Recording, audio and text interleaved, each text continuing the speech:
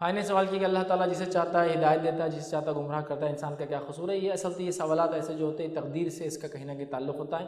تقدیر کا معاملہ بڑا پیچیدہ ہے۔ نبی اکرم صلی اللہ علیہ وسلم عمومی اعتبار سے صحابہ ایک مرتبہ تقدیر کے بارے میں ڈسکشن کر رہے تھے، آپ نے منع کیا تقدیر کے تعلق سے ڈسکشن نہ کیا کرو، لیکن مختصر سمجھا دوں گا، تفصیلات میں بھی نہیں جاؤں گا، بس تاکہ صرف بات آپ کو سمجھ میں آ جائے۔ تقدیر کا تعلق سب سے پہلے یاد رکھیے اللہ تعالیٰ کے جبر سے نہیں، اس کے علم سے ہے۔ اس کے جبر سے نہیں، زبردستی سے نہیں، اس کے علم سے ہے، جیسا کہ مثال کے طور پر، اور اسی لیے اس کو تقدیر، قدر عربی میں کہتے ہیں پیمانہ، مقدار نا، کچھ مقدار میں نمک ڈال دو، پیمانہ، اندازہ، عربی میں بھی تقدیر اندازے کو ہی بولتے ہیں، قدر، ٹھیک ہے؟ تو تقدیر کا معنی اللہ کے علم سے ہے، مطلب اللہ تعالیٰ نے جب اپنی مخلوق کو پیدا کیا تو اس کو علم ہے کہ یہ مخلوق کیا کرنے والی ہے، تو اس نے وہ لکھ دیا جو وہ کرنے والی ہے۔ سمجھ رہے بات کو؟ اللہ تعالیٰ، تقدیر کا معاملہ اللہ کے علم سے ہے۔ اللہ تعالیٰ نے جب مخلوق پیدا کی تو اس کو معلوم تھا وہ کیا کرنے والی، اس نے وہ لکھ دیا، اور اللہ تعالیٰ کا پیمانہ بھی ایگزیکٹ ہوتا ہے، اس کا پیمانہ بھی ایگزیکٹ ہوتا ہے، وہ تقدیر بھی ایگزیکٹ ہے۔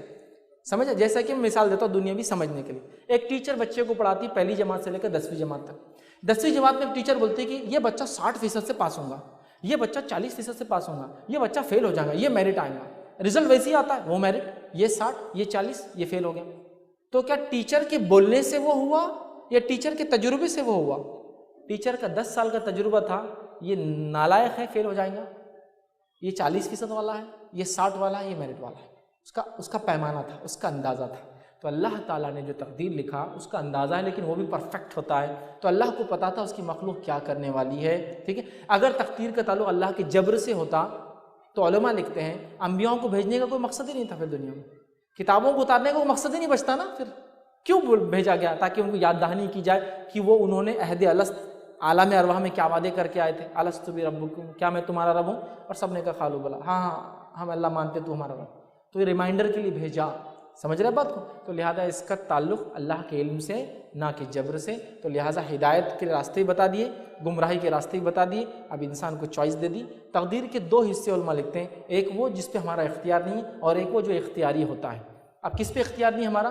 میں جن ماں باپ سے پیدا ہوا اس میں میرا کوئی اختیار نہیں تھا، میرے رنگت اسکن کی میرا کوئی اختیار نہیں تھا، میری قومیت اور میرا ملک اس میں میرا کوئی اختیار نہیں تھا، امریکہ میں پیدا ہوا یا ہندوستان میں اورنگ آباد میں کیوں پیدا ہوا، اللہ نے تقدیر میں، اس میں میرا کوئی نہیں۔ لیکن کچھ حصے ایسے جس کے بارے میں اللہ نے آپ کو چوائس بھی دی ہے، ہاتھ اوپر کرو، کر سکتا ہوں، نیچے کرو، ہو گیا۔ اختیاری بھی ہے نا اس میں کچھ چیزیں، سمجھ رہے ہیں بات کو؟ اختیاری بھی ہے۔ جیسا کہ ایک نان مسلم میرے پاس آیا اور کہا تقدیر میں اگر ہوں گا میں ایمان لانے والا ہوں، حق پر چلنے والا ہوں، تو میں ہو جاؤں گا، تقدیر میں نہیں بول کے میں نہیں ہو رہا۔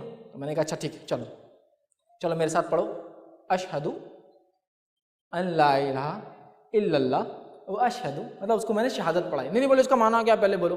میں نے کہا اس کا معنی ہے میں گواہی دیتا ہوں کہ اللہ کے سوائے کوئی ستیہ معبود، کوئی پوجنی، کوئی اپاسنی نہیں ہے، اور میں گواہی دیتا ہوں کہ محمد اس کے انتم پریشت و رسول ہے، یہ اس کا ارتھ ہے۔ تو بولے میں نہیں پڑھتا۔ تو میں نے کہا اب تم نے خود سے چنا کفر،